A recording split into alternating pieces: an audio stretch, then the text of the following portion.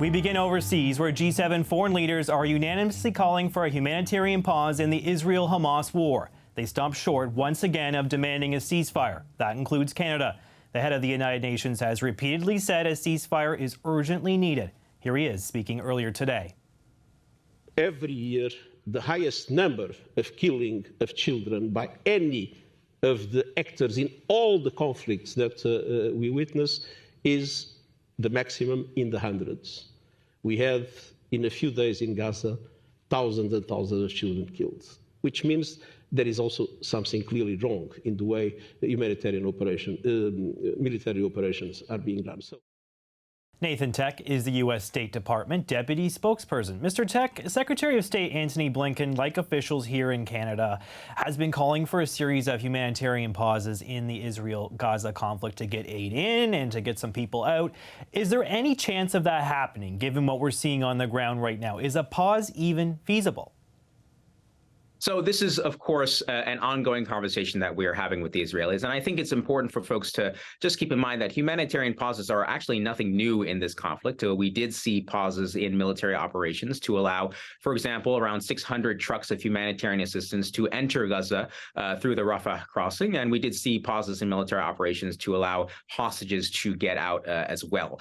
So we're going to continue to have conversations with the Israelis on this very important issue. This did not sort of stop when the secretary left the region. Our teams are sort of still in touch about this issue, and the Israelis have raised important questions, and we're working through those questions with them. What questions have they raised? Well, I'm just not going to be able to get into the sort of details of our private conversations, but rest assured, this is an ongoing dialogue and conversation with the Israelis. What can you tell me about the hostages? We know roughly 240 were taken, at least one Canadian. We're at the 1 month mark now, sir. Has there been any progress to secure their freedom? What do you know about that? So we are continuing to exert every single effort we can to secure the release of the hostages, especially, of course, the American hostages. And unfortunately, in order to preserve the success of those efforts, I'm not able to get into too much detail at this point. But these efforts are ongoing, and we're going to continue to give them the absolute focus that they deserve. Does it look promising, at least? Can you tell us if there are some early indications that some folks might be able to be released? I'm just not in a position to characterize our efforts on this effort or give a sort of a trend line at this point. But this is something that we take very seriously, and we're exerting every effort to do so. Prime Minister Netanyahu said yesterday Israel will take responsibility for security in Gaza for a, quote, indefinite period once Israeli forces have subdued Hamas. Is this something the U.S. supports? Should there be a long-term Israeli presence in Gaza? Well, our policy on this actually has not changed. We continue to be of the view that it is, of course, not sustainable for Israel to engage in a long-term occupation of Gaza. And quite frankly, we don't see that actually that much daylight between our position and the Israeli position. And so ultimately, of course, what we want to see is a situation in which Gaza can never again be used as a platform for a terrorist organization like Hamas to launch attacks against Israeli civilians. And of course, in which there is some sort of vision for unified Palestinian Authority governance across Gaza and the West Bank, in which there is no forced relocation of Palestinian civilians. And over the very long term, of course, the conditions are set for a path to a two-state solution. But it does seem President Netanyahu is suggesting there will be some sort of, semi-permanent control of Gaza after this conflict. Is that something that President Biden would support?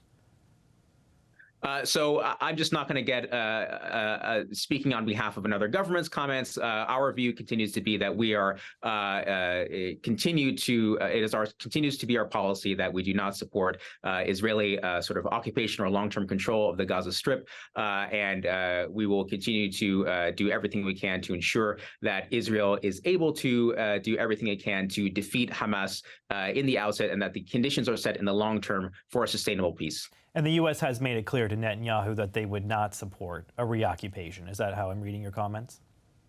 So we both we and the Israelis have been clear that this is not a scenario that will take place.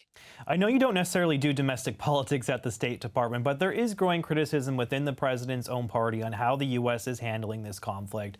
We heard from Congresswoman Rashida Tlaib of Michigan. She's saying, Joe Biden is supporting Palestinian genocide with his current outlook on Israel. What do you make of those claims that are circulating? Well, look, in the United States, just like in Canada, we have a vibrant democracy in which individuals are able to express their views, and we have a wide variety of means for people to do so. As you noted, I don't do politics here at the State Department. We will continue to implement the foreign policy of the United States based on our long-term national security interests and our commitments to our friends and allies around the world. But do you not consider popular support? Because it's not just Ms. Tlaib. There was a recent Associated Press poll out that found 40% of Americans surveyed think Israel's military response in Gaza has gone too far. So what's the administration's message to Americans who are maybe feeling a little uneasy about the state of affairs in the region? Look, of course, we don't develop our foreign policy based on polls, which, of course, can shift and change. What we do take into account is the fact that we have made a commitment to Israel, to its right to defend itself, to its right to exist.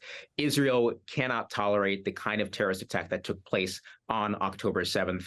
And we will continue to provide Israel with what it needs to do what it takes to defeat and degrade Hamas. And we will continue to stand by a friend and an ally. This is vital for American credibility. This is vital to send that message that we stand with our friends.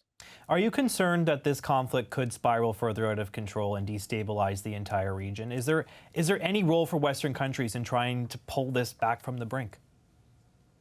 Certainly, it is an important priority for us that this conflict does not, in fact, spiral throughout the region. And the Secretary has made several trips to the region over the past few months to work with allies and partners to ensure that does not happen. Of course, our message has been clear to any entity thinking about entering the fray, thinking about exploiting this current moment and to sort of open a new front against Israel, is that they simply should not do so. We have taken measures to deter such actions, for example, moving aircraft carriers into the Eastern Mediterranean, and we will continue to send that message both publicly and privately to any others thinking about entering the fray that they should not. Okay, we'll leave it there. Thank you, Nathan Teck, U.S. State Department Deputy Spokesperson. Appreciate your time. Thank you.